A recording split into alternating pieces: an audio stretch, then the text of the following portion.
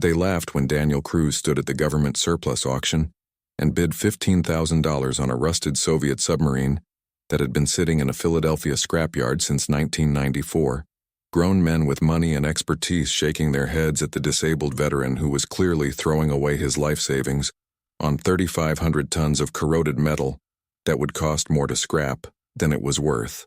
But when Daniel finally cut through the sealed bulkhead in the torpedo room 3 months later, he found gold bars worth $87 million, KGB documents explaining how Soviet intelligence had been smuggling wealth out of Russia during the USSR's collapse, and a handwritten note from a defector named Alexei Volkov saying that exposing this treasure meant exposing crimes that powerful people in both Russia and America had spent 30 years keeping hidden. They laughed when a poor veteran bought that submarine, until they saw inside. Inside was a fortune that would connect him to the final days of the Soviet Union, to intelligence operations that had never been declassified, and to people who would kill to prevent the truth about Cold War corruption from finally coming to light. Before we dive into this unbelievable story, smash that subscribe button and tell us what state you're watching from in the comments. We love hearing from our viewers across America. Now let's get started. Daniel Cruz was 39 years old and living on a disability check that barely covered rent in a neighborhood that was transitioning from industrial to residential, but hadn't quite figured out which direction it was heading. He'd served 12 years in the Navy as a submarine electrician, before an accident during a training exercise had crushed 3 vertebrae, and ended his career with a medical discharge that came with benefits and gratitude, but no real path forward into civilian life that felt meaningful or sustainable. The submarine appeared in his life through a Facebook post in a military surplus collectors group, someone sharing photos of a Tango-class Soviet attack submarine that was being auctioned by the Port Authority to clear space in a Philadelphia scrapyard. The vessel had been purchased by a Russian immigrant in 1994 as part of the chaotic post-Soviet surplus sales where anything not bolted down and many things that had been sold to whoever had cash and asked minimal questions. The immigrant had planned to turn it into a floating restaurant and museum, but had died in 2003 before completing the conversion, and the submarine had been sitting in the scrapyard ever since, accumulating storage fees and slowly deteriorating while his estate argued about who was responsible for what. The auction was set for a Saturday in November. Minimum bid $10,000, and the listing made clear this was an as-is sale of a vessel that was probably beyond economical restoration, and was being offered primarily for scrap value to anyone willing to pay the Port Authority's accumulated storage fees. Daniel read the listing 3 times, looking at photographs that showed a submarine approximately 300 feet long, with a hull that was rusted but structurally intact, thinking about his Navy career and the 12 years he'd spent working on vessels that were similar in purpose, if vastly different in origin and construction. He'd saved $23,000 over the 6 years since his medical discharge, money set aside for emergencies or opportunities, living frugally, and avoiding the spending that had destroyed the finances of too many veterans he knew who'd tried to fill the void of civilian life with purchases that provided temporary satisfaction, but long-term debt. $15,000 would leave him with $8,000 as reserve, enough to survive for 6 months if he was careful, and the submarine represented something he couldn't quite articulate, but felt deeply, a connection to the service he'd lost, and a project that might give his life purpose beyond managing pain and counting days until the next disability check arrived.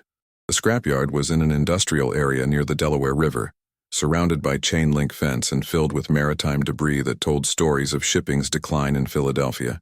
The submarine sat in a corner of the yard on massive cradles that supported its weight, the black hull marked with Cyrillic letters that Daniel couldn't read, but which presumably identified the vessel's Soviet designation and service history. Approximately 40 people had shown up for the auction, most of them scrap dealers calculating metal value or maritime enthusiasts curious about Soviet submarines, but not seriously intending to purchase one. The auctioneer was a woman in her 50s who clearly wanted this sale completed quickly, so she could move on to more promising auctions that wouldn't involve arguing about responsibility for a submarine that nobody wanted. "We're opening bidding at $10,000 for the vessel and all contents," she announced. "Understand this is sold as is with no warranties, no guarantees, and the buyer assumes all responsibility for removal or disposal within 90 days, or storage fees continue accumulating at $800 per month." Daniel raised his paddle, expecting competition from scrap dealers who could break the submarine down and sell the metal for profit. But the dealers were looking at something on their phones, presumably calculating that transport costs and dismantling expenses would exceed the value of metal they could recover, and nobody else raised their paddles despite the auctioneer's repeated calls for competing bids. "Do I hear 11,000, 12,000, anyone?" The auctioneer looked around at the silent crowd with an expression mixing frustration and resignation. Going once at 10,000, going twice, and she paused as if hoping someone would save this sale from embarrassment. "Sold to paddle 23 for $10,000. Several people in the crowd laughed, not cruel, but genuinely amused that someone had just purchased a Soviet submarine for the price of a used car. A scrap dealer standing near Daniel shook his head and said loud enough for others to hear, "That's the worst investment I've seen this year, and you're going to spend more moving that thing than you'll ever recover selling it." Daniel signed the paperwork and transferred the money from his savings account, watching his financial cushion shrink to $13,000, while he became the owner of a submarine that he had no clear plan for beyond a vague idea about restoration, or possibly conversion into something that could generate income. The Port Authority representative who processed the sale handed him keys and documents with an expression that suggested she felt bad for him, like he'd just made a terrible decision that would haunt him for years. "You've got 90 days to remove it or make arrangements for long-term storage," she explained. "After that, we start charging fees again, and eventually we'll seize and re-auction it if you don't stay current." She paused. "Sir, with respect, what are you planning to do with a Soviet submarine? Do you have experience with this kind of vessel?" "I was a submarine electrician for 12 years, Daniel replied. "I figure I can at least get the interior cleaned up and maybe turn it into some kind of tourist attraction or educational exhibit, if I can find funding and permits." The representative didn't look convinced but wished him luck anyway, and Daniel walked out to the submarine alone after the crowd had dispersed, climbing aboard through a hatch that was partially rusted open and descending into interior spaces that smelled like mildew and stagnant water and decades of neglect. The vessel was larger inside than he'd expected, corridors and compartments that spoke of sophisticated engineering even in deteriorated condition. And as Daniel explored with a flashlight, he began to understand the scale of what he'd purchased and the enormity of the task he'd taken on.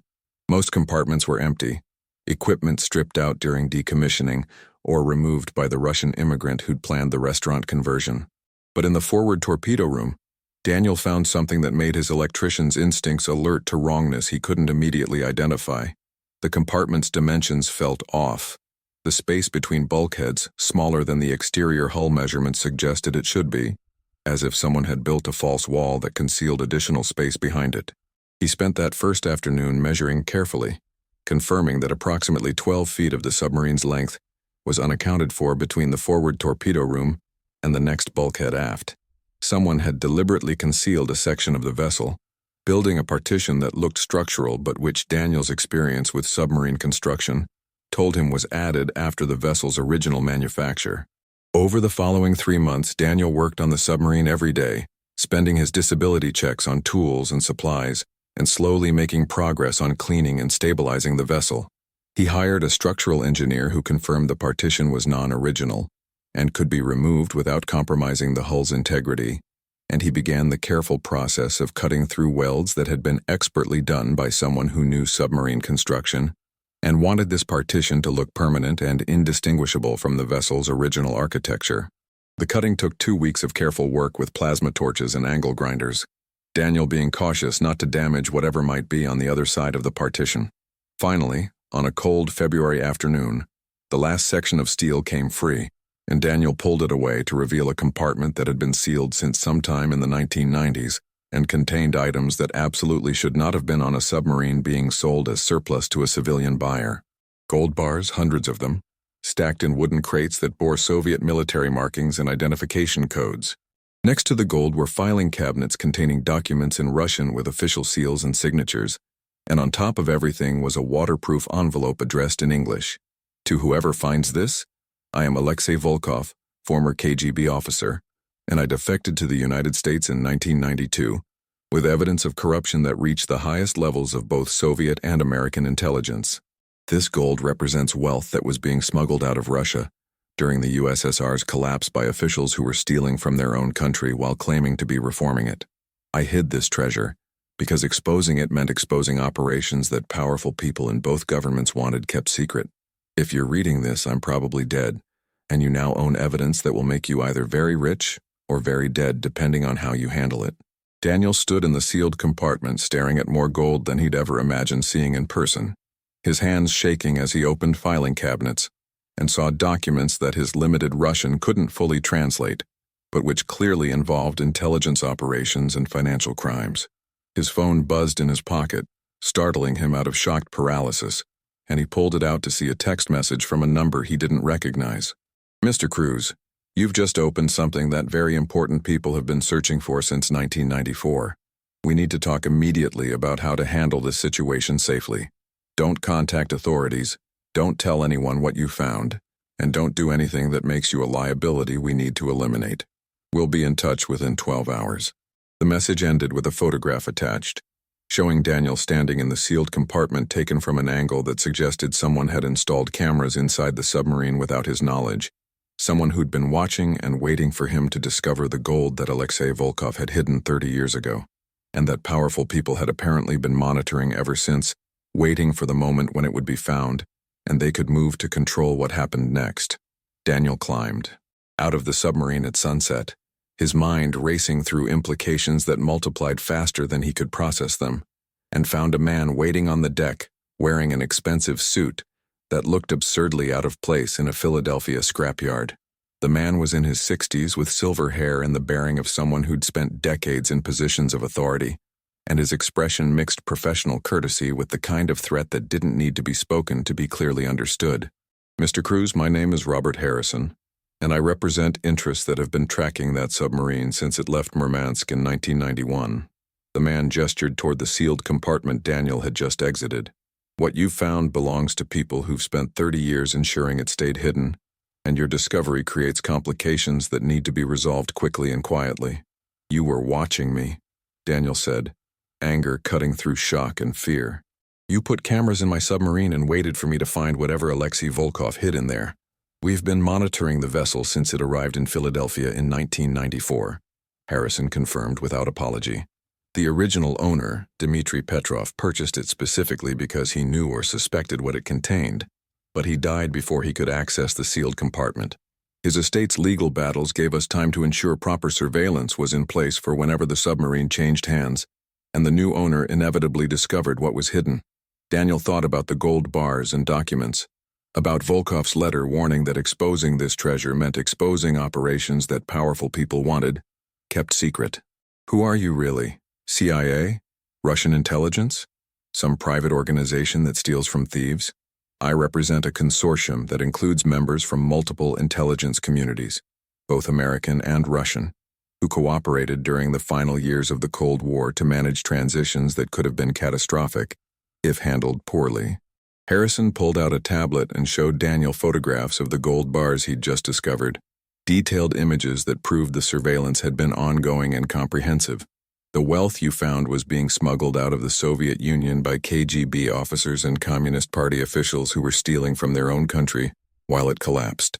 Alexei Volkov intercepted one shipment and hid it on this submarine before defecting to the United States, with promises to reveal everything he knew about the smuggling operations. So where's Volkov now? Daniel asked, though he suspected he already knew the answer. Dead since 1996. Officially from a heart attack, but actually from polonium poisoning administered by Russian intelligence operatives who'd been searching for him since his defection.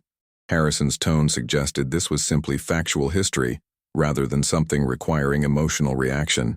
He'd hidden the gold before being killed, and despite extensive searching, no one could find it until you cut through that partition and opened the compartment he'd sealed 30 years ago. Daniel felt cold despite the February evening being relatively mild. You're telling me Russian intelligence killed a defector on American soil, and the U.S. government allowed it because exposing the assassination would have required revealing the smuggling operations that both governments wanted, kept quiet. I'm telling you that intelligence work during the end of the Cold War involved cooperation and compromises that look questionable in retrospect but which prevented situations that could have been much worse. Harrison closed his tablet. The gold in that submarine represents approximately $87 million at current market prices. It's the proceeds of theft from the Russian people, laundered through operations that involved American intelligence cooperating with Soviet officers who were supposed to be our enemies. If you expose this publicly, you create diplomatic incidents and historical scandals that serve no useful purpose except to embarrass agencies and governments that have moved on from Cold War conflicts. So you want me to give you the gold and pretend I never found it, Daniel said. Hand over $87 million and walk away with nothing except the knowledge that I helped cover up crimes committed by intelligence agencies in both countries. We want you to be reasonable about a situation you don't fully understand and accept compensation that's generous, given your actual legal rights to material that was stolen and hidden by a foreign intelligence officer. Harrison pulled out papers from his briefcase. We're offering you $2 million transferred immediately to accounts of your choosing, in exchange for your cooperation in removing the gold quietly and your agreement to never discuss what you found or the circumstances of its discovery. $2 million out of $87 million, Daniel calculated. That's about 2% of what this is actually worth. You're asking me to take a fraction while you keep the vast majority for whatever purpose your consortium has planned. We're asking you to take substantial wealth that will change your life in exchange for avoiding legal complications that would destroy you. Harrison's voice hardened slightly. Mr. Cruz, you purchased a submarine at public auction, but the contents of sealed compartments that weren't accessible during the sale weren't included in that transaction. The gold belongs to whoever can prove legitimate ownership, and the only entities with any claim are the Russian government, which will argue it was stolen from them, and various intelligence agencies, which will argue it's evidence of operations that remain classified. You have no legitimate claim to any of it, and pursuing one will result in years of litigation that bankrupts you long before any court decides ownership. Daniel thought about his disability check, about living on $13,000 while working on a submarine that had consumed most of his savings, about the difference between principles and survival when principles didn't pay rent or medical bills. What if I refuse? What if I contact media outlets and expose this publicly regardless of the legal complications? Then you make yourself a problem that gets solved in ways you won't enjoy, Harrison replied. The people I represent have managed to keep this secret for 30 years. They've eliminated threats more significant than a disabled veteran with a conscience, and they won't hesitate to eliminate you if cooperation proves impossible. He stood up and handed Daniel a business card. You have 48 hours to decide. $2 million and a comfortable life, or principles that get you killed before you can spend whatever you think you're entitled to.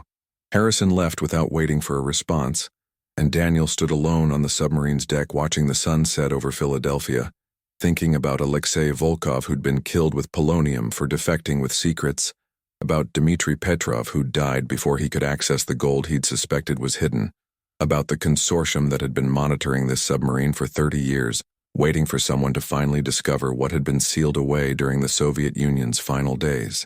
His phone rang. A different number than the text message earlier, but also not one he recognized. Daniel answered cautiously to hear a woman's voice, younger than Harrison's but carrying similar authority. Mr. Cruz, my name is Elena Kozlov, and I'm calling to warn you that Robert Harrison doesn't represent interests that will honor their promises. I worked with Alexei Volkov before his defection, and I've spent 30 years trying to finish what he started, exposing the corruption he died trying to reveal. How do you know Harrison contacted me? Daniel asked. Because I've been monitoring the same surveillance feeds he uses, tracking the consortium's movements and waiting for them to finally locate the gold that Alexei hid. Elena's voice carried urgency mixed with desperation. Whatever Harrison offered you, it's a lie designed to make you compliant until they can eliminate you quietly. The consortium doesn't leave witnesses, Mr. Cruz. They didn't leave Alexei. They didn't leave Dmitry Petrov. And they won't leave you once you've served your purpose of providing access to the gold. So what am I supposed to do? Daniel demanded, feeling trapped between competing parties who both claim to represent truth, but who might both be lying for their own purposes. If I can't trust Harrison's consortium and I can't trust you, who can I trust? Trust the evidence Alexei left in those filing cabinets? Documents that prove exactly who was stealing from Russia and exactly how American intelligence was cooperating with the theft. Elena paused. I'm sending you contact information for a journalist who specializes in intelligence community corruption. Her name is Sarah Mitchell, and she's published stories that have exposed operations both governments wanted kept secret. If you want to do what Alexei died trying to do, if you want to expose the truth, instead of becoming another casualty of people who've been covering this up for 3 decades, Contact Sarah and give her everything you found. And then what? Daniel asked. After I expose this publicly, after I make enemies of intelligence agencies in 2 countries, what happens to me? Then, you have the satisfaction of finishing what Alexei started, and you have whatever protection comes from making the information public, so that killing you serves no purpose. Elena's voice softened. I'm not going to lie to you, Mr. Cruz. The path I'm suggesting is dangerous and offers no guarantees of safety or reward. But it's the only path that doesn't involve either accepting blood money from Harrison's consortium or becoming another person who dies mysteriously after discovering secrets that powerful people want buried. The call ended before Daniel could ask more questions, and he stood on the submarine's deck holding 2 business cards, one from Harrison offering $2 million in survival through cooperation, and contact information for Elena and the journalist Sarah Mitchell offering truth and danger, and no promise of anything except the right to finish what a dead defector had started 30 years ago when the Soviet Union collapsed, and the thieves who'd been robbing it decided to eliminate the one man who'd tried to stop them. Daniel spent that night in the submarine despite the cold and discomfort, unwilling to leave the gold unguarded now that multiple parties knew about it and had proven they could access the vessel whenever they wanted. He sat in the sealed compartment reading through documents he couldn't fully translate, using his phone's camera and translation apps to piece together what Alexei Volkov had collected during his final months in Soviet intelligence, before defecting with evidence that had gotten him killed. The documents detailed a smuggling operation called Project Cascade, organized in 1990 and 1991 by senior KGB officers and Communist Party officials who understood the Soviet Union was collapsing and wanted to secure wealth before the chaos consumed everything. Gold, currency, artwork, and industrial diamonds were being systematically stolen from state reserves and museums and factories, then moved through intelligence networks to Switzerland, Cyprus, and the Cayman Islands, where it could be laundered and legitimized through shell companies and cooperative banks. What made the documents explosive wasn't just the Russian theft but the American cooperation. CIA officers and State Department officials, who'd been working with certain Soviet intelligence personnel on managing the USSR's collapse, had apparently decided that helping favored Russians secure stolen wealth was acceptable if it bought influence and cooperation during the transition. Volkov's documents named names, showed payment records, and documented meetings where American intelligence officers had explicitly agreed to facilitate money laundering in exchange for information about Soviet military capabilities and nuclear arsenal security. At 6 a.m., Daniel climbed out of the submarine and walked 3 blocks to a diner where he ordered coffee and used their Wi-Fi to research Sarah Mitchell, the journalist Elena Kozlov had mentioned. Mitchell's byline appeared in major publications covering intelligence community stories, including several articles about CIA operations during the Cold War's final years that had relied on anonymous sources and leaked documents. Her most recent piece, published 2 months ago, had exposed cooperation between American and Russian intelligence on suppressing information about nuclear materials that had gone missing during the Soviet collapse. Daniel sent an encrypted email through a service Mitchell's website recommended for confidential sources, briefly explaining that he'd found evidence of Cold War-era intelligence cooperation involving stolen Soviet wealth, and that multiple parties were pressuring him to either hand over the material or expose it publicly. He included photographs of 3 documents Volkov had marked as particularly significant, showing a meeting in Vienna in June 1991, where CIA officers had agreed to help move stolen gold through channels that would make it untraceable. The response came within 20 minutes, faster than Daniel had expected for a journalist who presumably received dozens of tips daily from sources with varying credibility. Mr. Cruz, I've been investigating Project Cascade for 7 years, without ever finding primary source documentation. What you've sent me is exactly what I've needed to confirm information from sources who've been too afraid to go on record. Can we meet today? I'm in New York but can be in Philadelphia by noon. Daniel agreed to meet at a public location, a busy coffee shop in Center City where surveillance would be difficult and where disappearing him would attract attention. He returned to the submarine to secure the documents, selecting 15 that seemed most significant and leaving the rest in the sealed compartment, and by 11:30, he was sitting in the coffee shop watching people and trying to identify whether Harrison's consortium had someone following him. Sarah Mitchell arrived at exactly noon, a woman in her late 30s with red hair and the alert eyes of someone who'd learned to assess threat levels quickly. She slid into the booth across from Daniel and immediately pulled out a tablet that she positioned so they could both see the screen. "Show me what you have," she said without preliminary small talk. "Elena Kozlov contacted me this morning and said you'd found Alexei Volkov's documentation of Project Cascade, but I need to verify authenticity before we discuss what to do with it." Daniel showed her the documents, watching as she photographed each page and ran them through software that apparently analyzed paper age, ink composition, and printing methods. After 30 minutes of examination, she looked up with an expression mixing excitement and concern. "These are genuine Soviet intelligence documents from 1990 and 91, and the signatures match known examples of the officials involved. This is evidence that could rewrite how we understand the Cold War's ending and expose cooperation that both governments have denied for 30 years. Robert Harrison visited me yesterday," Daniel said. "Offered $2 million for my silence and cooperation in turning over the gold to a consortium he represents. He said they've been monitoring the submarine since 1994, waiting for someone to find what Volkov hid. Harrison is former CIA, worked in Soviet division during the 80s and 90s. Sarah pulled up information on her tablet showing Harrison's official biography and career summary. He's been connected to multiple operations involving cooperation with Russian intelligence, including some that resulted in defectors being returned to Russia, where they disappeared. If he's offering you money, it's only because killing you immediately would attract too much attention." Elena Kozlov said the same thing. "What about her? Can I trust her, or is she just another intelligence operative with her own agenda?"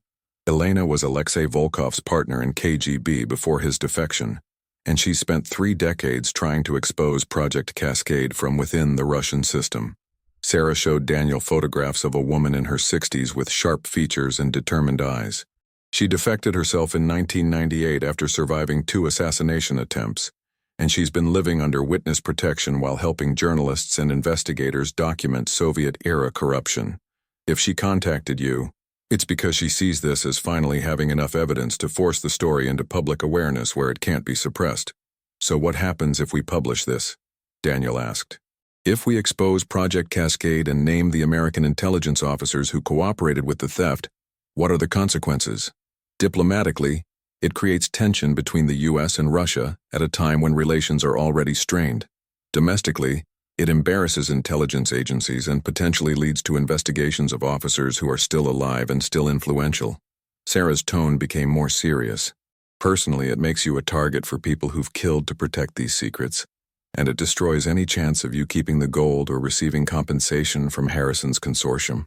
Daniel thought about $2 million versus $87 million, about survival versus principles, about Alexei Volkov who'd died from polonium poisoning, because he'd tried to expose exactly what Daniel was now considering exposing. How do we protect the evidence? If we're going public, we need to ensure the documents and gold are secured in ways that prevent them from being seized or destroyed. "We need multiple redundancies," Sarah said, already typing notes. "Digital copies distributed to journalists and lawyers in multiple countries. Physical documents placed with media organizations and law firms that specialize in protecting sources. The gold itself photographed and documented so thoroughly that claiming it doesn't exist becomes impossible, and we need to do all of this within the next 48 hours before Harrison's deadline expires and his consortium decides to move from offering payments to implementing more permanent solutions." "What about Elena? Should she be part of this process, or is involving her too risky?" Sarah considered this carefully. "Elena has credibility and sources that would strengthen the story, but she's also been targeted by Russian intelligence for decades, and involving her increases the risk that they'll escalate from surveillance to direct action. However, she also has documentation that complements what Volkov collected, evidence from the Russian side of the operation that would make the story more comprehensive and harder to dismiss as American intelligence community accusations. Contact her, Daniel decided. If we're doing this, we're doing it completely, exposing both sides of the cooperation and making it impossible for either government to claim ignorance or limited involvement. Over the next 6 hours, they built a plan that was complex and paranoid and probably insufficient given the resources their opponents could deploy. Sarah contacted editors at 3 major publications and arranged for simultaneous release of the story, with different outlets focusing on different aspects of Project Cascade. Elena provided additional documents through encrypted channels and agreed to be interviewed on the record despite risks to her witness protection status. Daniel arranged for the gold to be transported to a secure facility and photographed by independent auditors who would verify its existence and Soviet military markings. By evening, they had a publication date, 72 hours from now, giving them time to finalize articles and documentation while staying ahead of Harrison's 48-hour deadline. But as Daniel was leaving the coffee shop, his phone buzzed with a text message that made clear Harrison's consortium had been monitoring their meeting and knew exactly what was being planned. "Mr. Cruz, you're making a terrible mistake that will cost lives beyond your own. We're giving you one final opportunity to reconsider before you force us to implement contingencies that will be painful for everyone involved. Think about Elena Kozlov, living under witness protection with an address we've known about for years. Think about Sarah Mitchell's family who deserve to live without fearing Russian intelligence retaliation. Think about yourself and whether exposure is worth dying for when you could live comfortably on $2 million, and the knowledge that you chose survival over martyrdom." The message included photographs, surveillance images showing Elena's current residence, Sarah's parents' home in Connecticut, and Daniel's own apartment in Philadelphia, making clear that the consortium had identified everyone involved and had the capability to reach them whenever they decided threats needed to become actions. The deadline was no longer 48 hours for Daniel's decision. It was 72 hours until publication, and the consortium was making clear they would use every moment of that time to prevent the story from going public. Daniel showed the message to Sarah, watching her expression shift from determination to fear as she realized her family had been identified and photographed. "They're serious," she said quietly. "They're not making empty threats about collateral damage. But they're also revealing they're worried," Daniel countered. "If they were confident they could stop this, they wouldn't be threatening our families, they'd just kill us and seize the evidence. The fact that they're trying intimidation suggests they know that once this story is distributed across multiple outlets simultaneously, suppressing it becomes impossible." Sarah looked at the photographs of her parents' home, obviously struggling with the reality that her career choices had put them at risk. "I need to call them, warn them to leave and go somewhere safe until this is finished. And Elena needs the same warning, which means witness protection needs to move her immediately." Daniel felt the weight of responsibility pressing down, understanding that his decision to expose Project Cascade was creating ripple effects that threatened people beyond himself. But backing down now means Alexei Volkov died for nothing, means the consortium continues operating without accountability, means we're choosing comfort over truth because threats worked when principles should have prevailed. The publication happened at 6 a.m. Eastern Time on a Tuesday. 3 articles released simultaneously across major outlets in the United States, Britain, and Germany, each focusing on different aspects of Project Cascade, but all using the documents Daniel had found and the testimony Elena Kozlov provided on the record, despite FBI protests that exposing her endangered witness protection protocols. Sarah Mitchell's piece in the Washington Post led with the gold and the submarine, a narrative hook that would draw readers into the more complex story of intelligence cooperation and Cold War corruption that followed.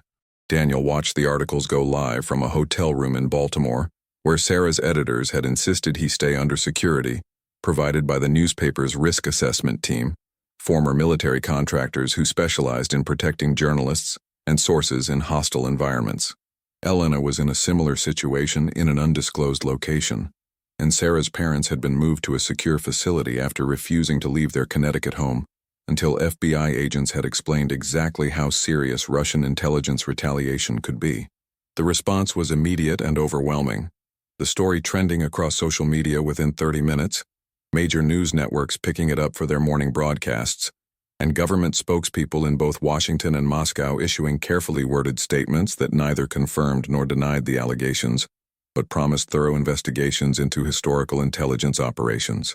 Harrison's consortium had apparently decided that killing everyone involved after publication would only confirm the story's accuracy, so instead, they were pivoting to damage control and discrediting sources.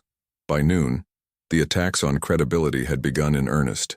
Anonymous sources telling reporters that Daniel was mentally unstable and financially desperate, that Elena Kozlov had fabricated testimony to justify her defection and witness protection costs, that Sarah Mitchell had a history of publishing sensational stories based on unreliable sources. The gold itself was being questioned, suggestions emerging that the bars might be plated rather than solid, that Soviet military markings could be forged, that the quantity Daniel claimed to have found was inconsistent with what could actually fit in a submarine's concealed compartment. Sarah called Daniel at 2 p.m. with updates that mixed triumph and exhaustion. "We're holding up under the attacks," she said. 3 independent auditors have verified the gold's authenticity, and the document's age and composition have been confirmed by forensic analysts. But there's political pressure building to seize the gold as stolen property and to prosecute you for not immediately reporting its discovery to authorities. "What kind of prosecution?" Daniel asked, though he'd expected this complication from the moment he'd decided to expose Project Cascade. "Possession of stolen property, failure to report found assets of significant value, possibly conspiracy charges if they can argue you were working with Elena to fabricate evidence against American intelligence officers." Sarah's voice carried frustration. "The legal strategy is transparent. They're trying to discredit the story by making you the criminal, rather than addressing the actual corruption we've exposed. How do we fight that?" Daniel had survived 12 years in the Navy and 6 years of disability bureaucracy, but legal warfare against federal prosecutors was beyond his experience or resources. "We go more public, not less." Sarah had clearly been planning this contingency. "You do interviews explaining how you found the gold, showing people the submarine and the sealed compartment, demonstrating that your story is consistent and credible. We get Elena on camera talking about Project Cascade from her perspective as someone who was inside Soviet intelligence during the period when the theft was happening. We make you both sympathetic figures who exposed corruption at personal risk, rather than criminals who fabricated evidence for attention or profit." Over the next 3 days, Daniel gave 17 interviews to outlets ranging from network news to podcasts, each time telling the story of buying a submarine at auction, discovering the sealed compartment, and finding evidence that connected him to intelligence operations he'd never known existed. He showed journalists through the submarine, let them photograph the space where gold had been hidden, provided documentation of the purchase and the months of work that had led to cutting through the partition. Elena appeared remotely on several programs, her face digitally obscured but her voice clear and credible, as she described working with Alexei Volkov, understanding that he'd discovered Project Cascade, and spending 30 years trying to finish what he'd started before being poisoned by Russian intelligence. She provided details about specific operations and named Russian officials who were still alive and still influential, making accusations that the Kremlin immediately denied but couldn't completely refute given the documentary evidence supporting her testimony.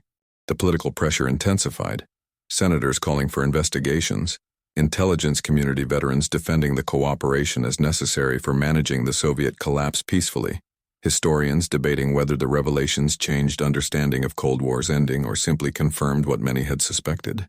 The gold became secondary to larger questions about accountability and oversight, about whether intelligence agencies could cooperate with foreign criminals, if the strategic benefits outweighed moral costs, about how much truth the public deserved about operations conducted in their name, but without their knowledge or consent.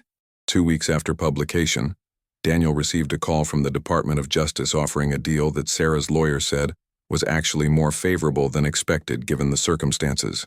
No prosecution for possession of the gold, in exchange for turning it over to federal custody pending determination of rightful ownership.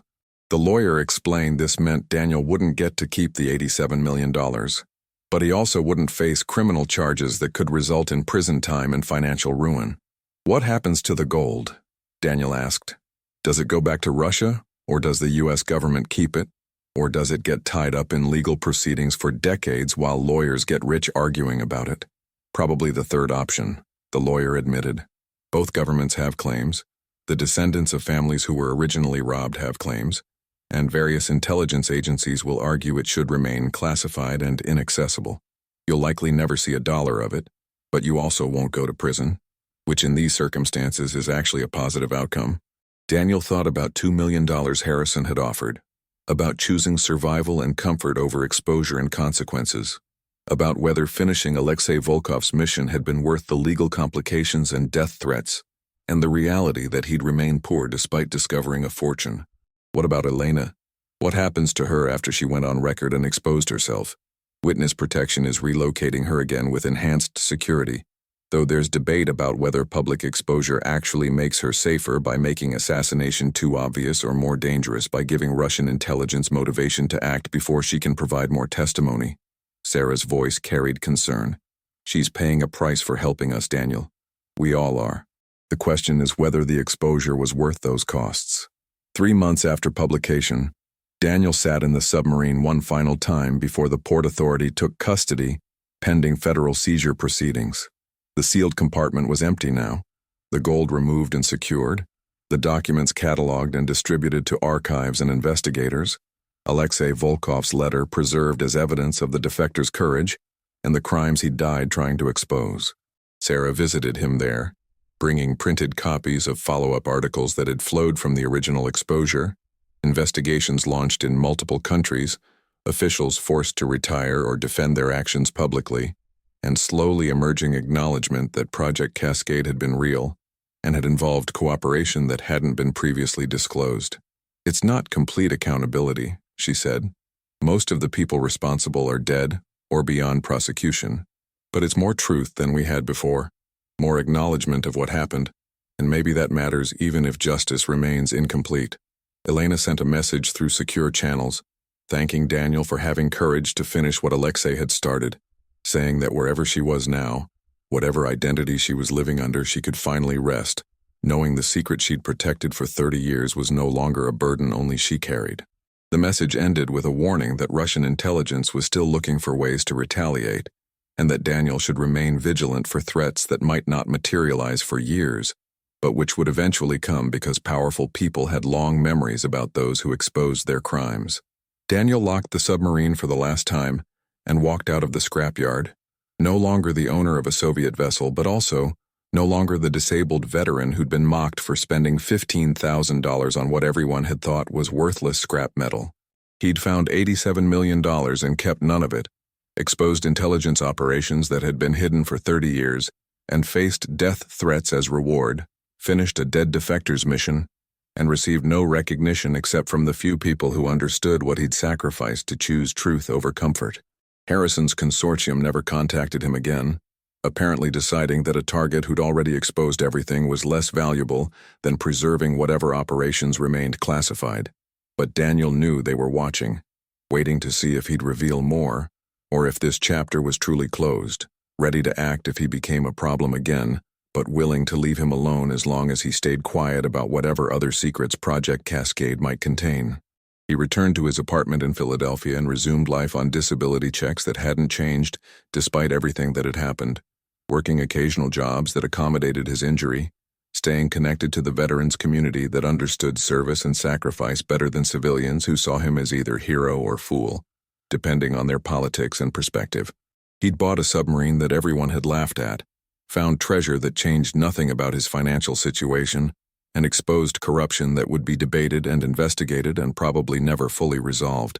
But sometimes late at night, Daniel would think about Alexei Volkov, who'd been poisoned for defecting with evidence, about Dmitry Petrov, who died before accessing the gold he'd known was hidden, about Elena Kozlov living under another new identity in another secure location, and about Sarah Mitchell continuing to investigate intelligence community stories that powerful people wanted buried.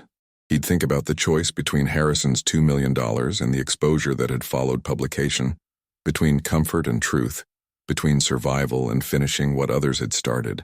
And he'd remember the moment he'd cut through that final section of partition and seen gold bars stacked in Soviet military crates, Volkov's letter warning him about dangers and responsibilities, the beginning of a journey that had ended with him exactly where he'd started financially, but different in ways that mattered more than money, understanding that sometimes the most valuable thing you could find wasn't measured in dollars but in having courage to do what was right, even when the cost was higher than anyone should have to pay. 6 months after the exposure, Daniel received a package at his apartment with no return address, postmarked from Vienna, and containing items that made clear the story of Project Cascade wasn't as finished as everyone had assumed. Inside were photographs of Harrison's consortium members, detailed surveillance images showing meetings in Switzerland, Cyprus, and the Cayman Islands, where they were apparently still operating financial networks that had survived the publicity and investigations. Included was a USB drive with encrypted files and a handwritten note in Russian that Daniel had to translate using his phone. The gold you found was one shipment of 12. The other 11 remain hidden in locations that only 3 people knew. 2 of those people are dead. I am the third, and I'm dying from cancer that gives me perhaps 6 months. If you want to finish what Alexei and I started, if you want to expose the full scope of what was stolen and where it's hidden, meet me in Berlin on the 15th of next month. Come alone. Tell no one. This is the only chance to complete the mission we began in 1991. Elena Kozlov. Daniel stared at the note for a long time, understanding that accepting this invitation meant walking into a situation that could easily be a trap set by Russian intelligence or Harrison's consortium, both of whom had motivation to eliminate him if they believed he possessed information about additional gold shipments. But it could also be genuine.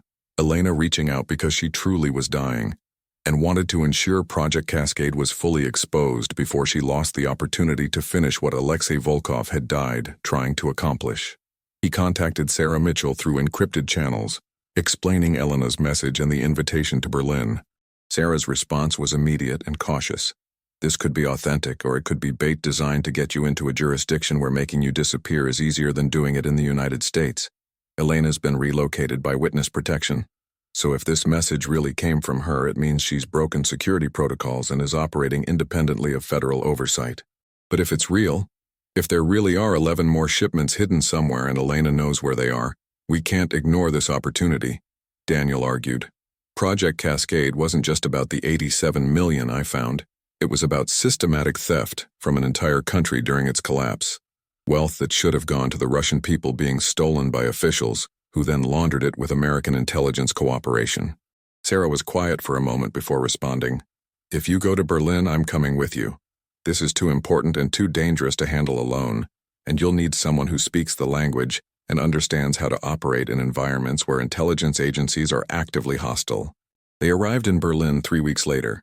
Daniel using savings he couldn't really afford to spend, and Sarah funded by her newspaper, which saw potential for follow-up stories that would justify the travel expenses. The meeting location Elena had specified was a cafe in the Kreuzberg district, public enough that assassination would be difficult, but not so crowded that surveillance would be impossible to detect. Elena appeared exactly on time, looking older and frailer than the photographs Daniel had seen, her hair gray, and her movements careful in ways that suggested pain she was managing through will, rather than medication. She sat at their table without preliminary greeting, and immediately began speaking in English that was accented but fluent. You came, which means you're either courageous or foolish or both. I'm betting on both because courage and foolishness often travel together in people who try to fight systems designed to destroy them. The gold, Daniel said. You wrote that there were 11 more shipments. Where are they and how do we access them? They're hidden in locations across Eastern Europe and the former Soviet Union, placed during 1990 and 91 when chaos made it easy to move wealth without anyone tracking or questioning. Elena pulled out a small notebook, handwritten pages that showed codes and coordinates. Alexei and I documented everything, because we knew eventually we'd need to expose not just one shipment, but the entire operation. But after Alexei was killed, I couldn't act alone without ending up dead too. So I waited, surviving through decades of witness protection and surveillance, hoping someone would find the first shipment and have courage to finish the mission. Why wait until now? Sarah asked. Why not give this information to federal investigators after Daniel's exposure created momentum for accountability? Because federal investigators would have seized the gold and buried the information about American intelligence cooperation. Elena's voice carried bitterness earned through decades of experience. The exposure you achieved was valuable, but incomplete, focusing on one shipment and one submarine, while the consortium adapted and protected the rest of their network. To truly finish this, to expose the full scope of Project Cascade, we need to recover multiple shipments simultaneously before the consortium can move them or destroy evidence. That requires resources and expertise we don't have, Daniel protested. I'm a disabled veteran with no intelligence training, and Sarah's a journalist with no operational experience. We can't conduct recovery operations across multiple countries against opponents who've killed to protect these secrets. You don't need to conduct the operations yourself. Elena opened her notebook to pages showing contact information. I've spent 30 years building a network of people who were harmed by Project Cascade, or who lost family members to the corruption it represented. Former Soviet military officers, intelligence personnel who refused to participate, families whose wealth was stolen. They've been waiting for coordinates and access codes that would let them recover what was taken. You provide that information through Sarah's publication, and they'll handle the actual recovery while the world watches, and the consortium can't suppress it without revealing they've been protecting stolen wealth for 3 decades. This is bigger than journalism, Sarah said quietly. This is coordinating an international operation to seize assets that multiple governments claim and that criminal networks have been protecting. If we do this, we're not just exposing history, we're actively interfering with ongoing intelligence operations and financial crimes. Yes, Elena agreed, which is exactly what Alexei died trying to do, and what I've spent 30 years preparing for. The question is whether you're willing to finish it or whether you'll walk away knowing the truth, but lacking courage to act on it. Daniel thought about the submarine and the gold bars and Volkov's letter, about choosing exposure over Harrison's $2 million, about the costs that had followed publication, and the understanding that some missions required sacrifice beyond what most people were willing to accept. What's the timeline? If we're doing this, how long do we have before the consortium realizes what we're planning? 3 months at most, possibly less if they're monitoring my movements and communications. Elena's expression showed the weight of decades fighting battles she'd mostly lost. We published Sarah's story with coordinates for all 11 shipments simultaneously, giving the recovery teams exact locations and access codes. Within 72 hours, operations launch across Europe and Russia, recovering gold and documents before the consortium can respond. It will be chaotic and dangerous, and some people will probably die. But it's the only way to ensure Project Cascade is fully exposed before I'm dead, and the information dies with me. They spent 3 days in Berlin planning the operation with paranoid precision, Elena providing coordinates she'd memorized decades ago, Sarah coordinating with editors and preparing articles that would publish simultaneously across multiple outlets, Daniel serving as the moral center who kept asking whether the ends justified means that involved potential violence and casualties. By the 4th day, they had a plan that was audacious and probably insufficient, but represented the best chance of exposing Project Cascade completely before death, or circumstances prevented another opportunity. The publication happened on a Monday morning, Sarah's article revealing not just the 11 shipment locations but the full scope of Project Cascade's theft and the American intelligence cooperation that had made laundering the wealth possible. Within hours, recovery teams across 7 countries were moving toward coordinates Elena had provided, former Soviet military personnel, and corruption investigators and families seeking justice for theft that had impoverished their country during its most vulnerable moment. By evening, 4 of the 11 locations had been accessed, gold and documents recovered, and immediately turned over to media organizations and law enforcement before the consortium could interfere. By the next morning, 3 more locations had yielded treasure and evidence, the operation proceeding faster than anyone had anticipated, because Elena's network had been preparing for this moment for years, and executed with military precision once given the information they needed. But the consortium didn't accept defeat without fighting back. 2 recovery team members were killed in Poland by security forces that later proved to be private contractors employed by entities connected to Harrison's organization. A journalist covering the operation in Ukraine disappeared and hasn't been found. Elena herself died 3 weeks after the Berlin meeting, officially from cancer but with suspicious circumstances that suggested her illness had been accelerated through methods that couldn't be proven, but which everyone involved understood were assassination disguised as natural death. The final accounting showed 9 of 11 shipments recovered, approximately $600 million in gold and currency and diamonds, along with documents that filled in gaps about Project Cascade and confirmed the full scope of theft and corruption. Criminal investigations opened in multiple countries, though most of the principals were either dead or beyond prosecution due to statute of limitations or diplomatic immunity. Harrison's consortium was exposed but not destroyed, adapting to the publicity by restructuring operations and continuing with different methods under different names. Daniel returned to Philadelphia knowing he'd never see any of the recovered wealth, that his role in exposing Project Cascade had made him permanently interesting to intelligence agencies that would monitor him for the rest of his life, and that Elena's death had been the cost of finishing what Alexei Volkov had started 33 years ago. He'd bought a submarine for $15,000 as a disabled veteran trying to find purpose, and he'd ended up at the center of an international operation that had recovered hundreds of millions in stolen wealth while exposing corruption that reached the highest levels of both American and Russian intelligence.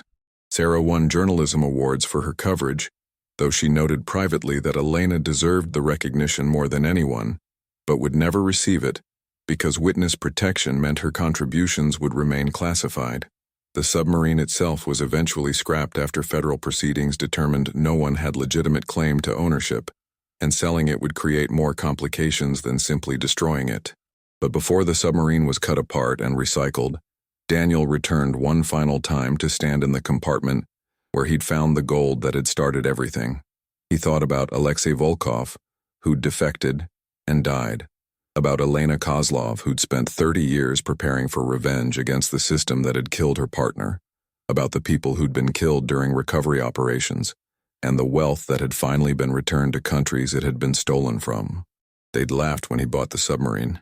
Disabled veteran throwing away money on Soviet scrap metal that seemed worthless, but inside had been treasure worth hundreds of millions, and documents that had exposed one of the largest theft operations in modern history. He'd found purpose beyond disability checks and pain management, finished a mission that had cost multiple lives across 3 decades, and proven that sometimes the most valuable discoveries weren't measured in money kept, but in truth exposed, and justice delayed, but finally delivered. Thank you for joining us on this incredible journey through Cold War secrets, stolen treasure, and the courage to finish missions that others started. If this story moved you, hit subscribe and share your thoughts in the comments about whether exposure was worth the costs. And remember, sometimes what looks like worthless scrap metal contains truth that changes history and defines who we become when faced with choices between comfort and conscience.